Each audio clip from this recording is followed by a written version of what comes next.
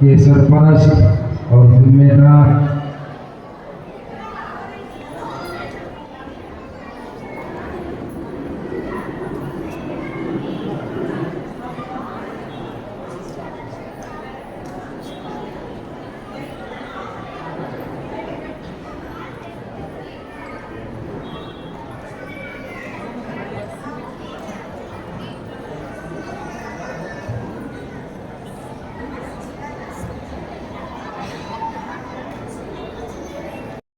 اور دیگر حضرات، السلام علیکم ورحمۃ اللہ وبرکاتہ۔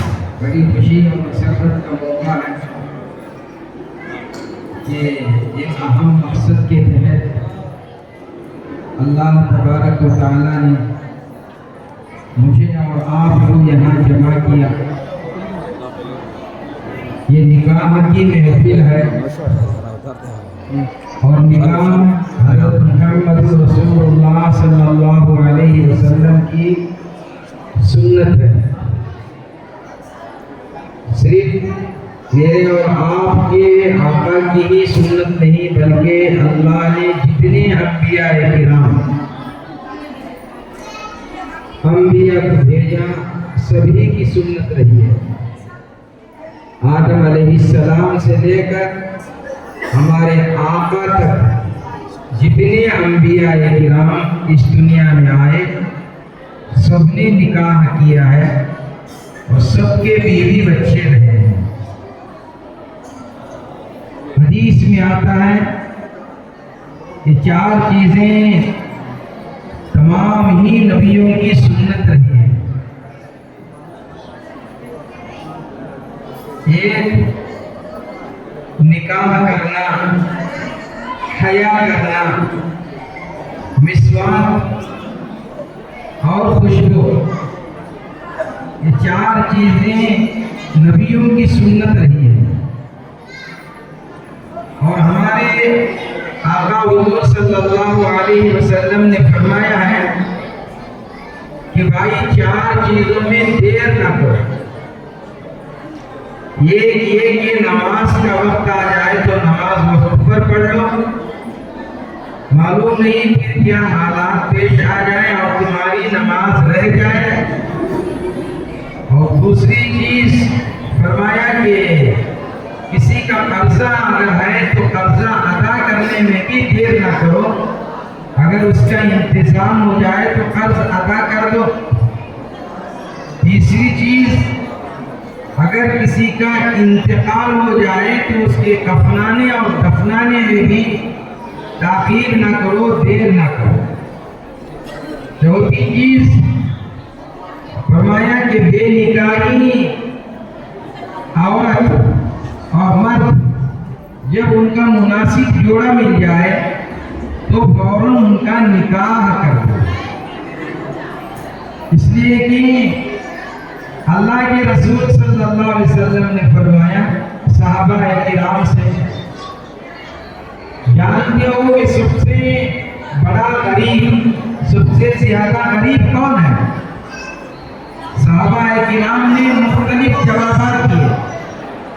آپ نے فرمایا کہ جس کے پاس مال نہیں ہے وہ غریب نہیں، بلکہ نکاح کی عمر کو پہنچ کر ساری سہولتیں رکھ کر جوانی تک پہنچ کر نکاح کرنے میں تاخیر کرتا ہے، نکاح کرنے میں دیر کرتا ہے۔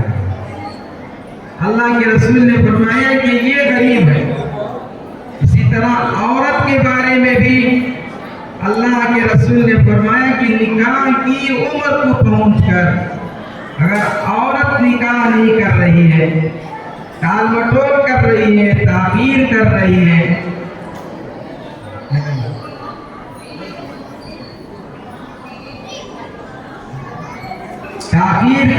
ہے، وہ بھی غریب ہے، مسکینہ ہے۔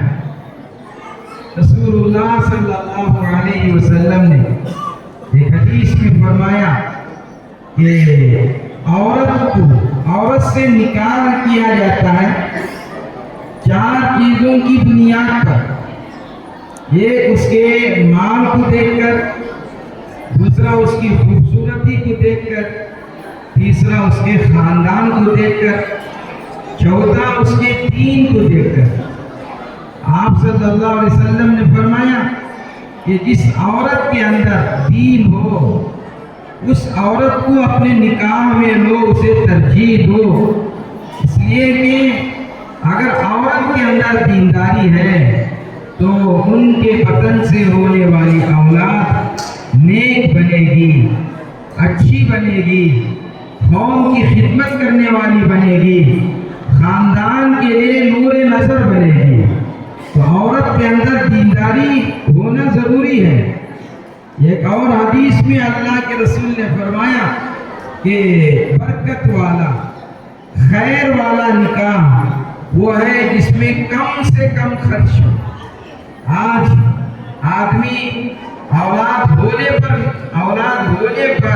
اور زیادہ اولاد ہونے پر نہیں ڈرتا ہے، بلکہ شادیوں کے مسئلے کو سوچ کر ڈرتا ہے کہ اب لڑکی ہو گئی ہے، اس کے نکاح کا کیا انتظام کرنا، اور کتنا جہیز دینا، کتنا سونا دینا، اور کیا کیا خرچ کرنا، یہ سوچ کر آدمی خوف کھاتا ہے، ڈرتا ہے۔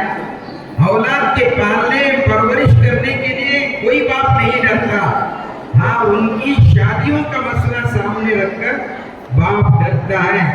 اسی لیے رسول اللہ صلی اللہ علیہ وسلم نے فرمایا سب سے بڑا نکاح، خیر کا نکاح وہ ہے کہ جس میں کم سے کم خرچ ہو، نہ نوشو والوں کو تکلیف ہو، نہ دلہن والوں کو تکلیف ہو۔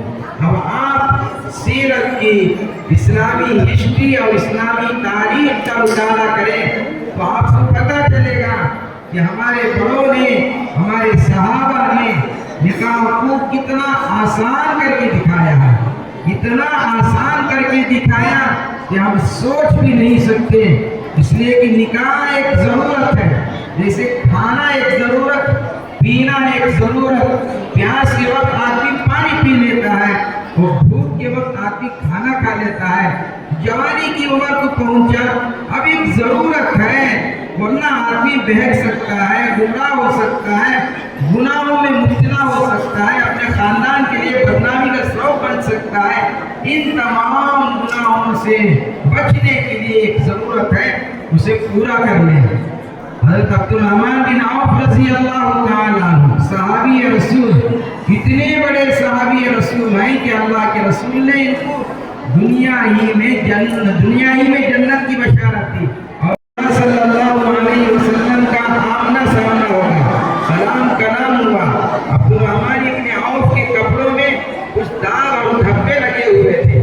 اللہ کے رسول نے عبدالرحمن سے پوچھا کہ عبدالرحمن یہ تمہارے کپڑوں میں داغ دھبے کیا لگے ہوئے ہیں؟ عبدالرحمن نے کہا کہ یا رسول اللہ میں نے نکاح کرنا۔ رسول اللہ صلی اللہ علیہ وسلم کے صحابہ، جان دینے والے نبی عثمانی صاحب دامن برکاتہم نے لکھا ہے کہ صحابہ اللہ کے رسول سے اتنی محبت کرتے تھے کہ اگر اللہ یہ کہتے کہ اے میرے صحابہ، رسول اللہ کی زندگی میں ایک لحظہ زیادہ کیا جائے گا بشرطے کہ تم سب کی قربانی ہوگا، تو حضرت نے لکھا ہے کہ تمام صحابہ کیوں میں کھڑے ہو جائیں گے اپنی جان دینے کے، تمام صحابہ کیوں میں قطار میں کھڑے ہو جا کر جان دے دیں گے رسول اللہ کے زندگی میں۔ بلکہ فرمایا گیا آئے عبدالرحمن ولیمہ کرو، ایک بکری ہی کیوں نہ ہو۔ تو معلوم ہوا کہ نکاح بہت سادگی سے سنت کے مطابق کم خرچ میں کسی کو تکلیف ہوئے بغیر نکاح کر سکتے ہیں۔ ایسے ہی الحمدللہ جناب حاجی سمیر صاحب اور ان کے خاندان والوں نے ایک بڑا اچھا اقدام، بڑا اچھا قدم اٹھایا ہے۔ انہوں نے اپنے بچے کے نکاح کو بہت ہی سادگی کے ساتھ اور کم خرچ میں، وہ چاہتے تو بڑے عالیشان انداز میں بہت ہی دھماکوں کے ساتھ نکاح کر سکتے تھے، لیکن انہوں نے اسے پسند نہیں کیا کیونکہ وہ علماء کی صحبت میں رہتے ہیں اور حافظ قرآن کے والد ہیں، لڑکیوں کے انتظام کیے ہیں۔